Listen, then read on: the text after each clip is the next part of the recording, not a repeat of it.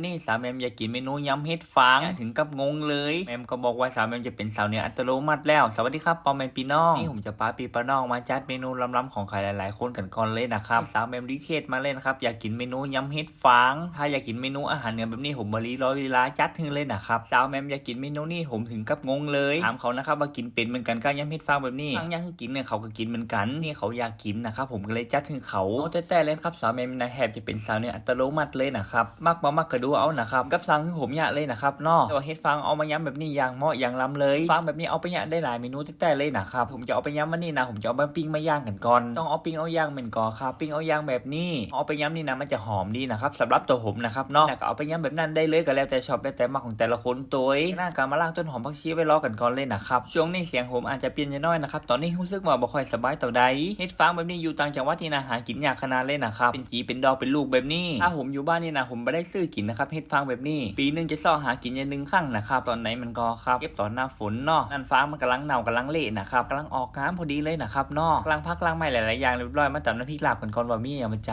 ข่าจะไข่หอมขาวหอมแดงมาแคนครับมาได้คือพี่จี๊บคว้าไข่นี่นะครับน้ำพริกลาบของเขาหลังจากนั้นเฮ็ดฟางที่เขาปิ้งเขาย่างตะกี้กระซุกกระหอมเรียบร้อยแล้วไปย้ำนี่นะผมจะพาเกึ่งพาโคบกันก่อนเลยนะครับพาแบบนี้ย้ำได้ก่อไข่ย้ำได้อยู่นะครับเนาะพานี่นะรสชาติของมันจะมาเข้าในตัวเฮ็ดนะครับมันจืดว่าเฮ็ดฟางเนี่ยได้หลายเมนูแต่นะครับใส่ว่ากล้าจะเอาไปพัดได้หมดนะครับเอาไปย่างน้ำพริกกันล้ำเหมือนกันถ้าเอาไปจีตาเกียนี่นะกินกับข้าวเหนียวห่อนๆนี่นะอย่างเหมาะเลยเฮ็ดฟางที่ผมซื้อมาวันนี้นะ2 ถุง1แบงแดงนะครับกับแบงอยู่นะครับเนาะหลังจากนั้นกลับมาซอยต้นหอมผักไผ่ไว้รอกันก่อนเลยนะครับบะย้ำนี่นะจะคั้นผักไผ่บ่ได้เลยครับสำหรับตัวผมชื่อบะย้ำทางเหนือนี่นะจะมี2แบบนะครับแบบน้ำแล้วก็ย้ำแบบพุ้นเส้นแบบแห้งแบบนั่นนะครับเนาะหลังจากนั้นน้ำก็เริ่มเดือดเรียบร้อยเทเฮ็ดฟางลงไปน้ำปลาห้าเพิ่มความนัวลงไปอย่างน้อยนึงนะครับใบชอบน้ำปลาห้านี่ก็บ่ต้องใส่ก็ได้ใส่น้ำปลาห้าลงไปเรียบร้อยแล้วก็ก้นใส่ก้นขวายอย่างน้อยนึงใส่น้ำพริกลาบลงไปนะผมก็บ่ได้อัดนะครับเนาะพอดีว่าไอ้ข้าวมันติ๋มนะครับลาบนี่นะใครจะเอาไปพัดก่อนก็ได้บ่พัดก่อนก็ได้ก็แล้วแต่ชอบได้แต่มาของแต่ละคนตัวจากนั้นก็มาปรุงรสชาติตามใจชอบกันก่อนเลยนะครับบ่มีหยังใจมีเกลือชูรสรสดี3 สายของเฮาเหมือนเดิมแค่นี้นะครับบ่ต้องปรุงอย่างหลายใส่เครื่องปรุงลงไปเรียบร้อยแล้วก็ก้นใส่ก้นขวายอย่างน้อยนึงนะครับยำเฮ็ดฟางนี่นะก็บ่ยากนะครับเนาะถ้ามีกินไก่มาอ้อยอย่างน้อยนึงก็เหมาะเหมือนกันเนาะกินไก่บ่มีครับยำเฮ็ดฟางอย่างเดียวก็พอ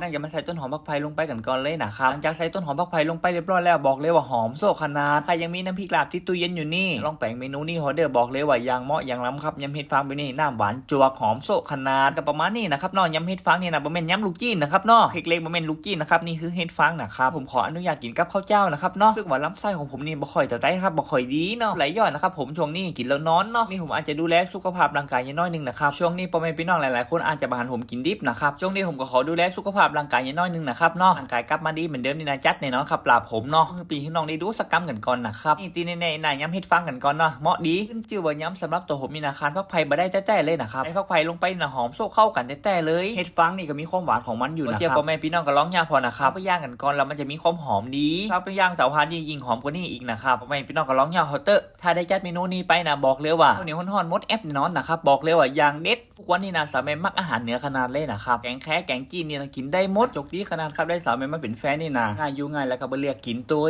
ผมผ่านอะไรอย่างกับสาวแม่มีนามาเยอะเลยนะครับเนาะว่าจะเลี้ยงงานเลี้ยงเงินนี่นะแม่มีนาบ่เคยทิ้งผมเลยครับอยู่เคียงข้างผมตลอดเวลาฮักกอกับฮักอยู่นะครับเนาะ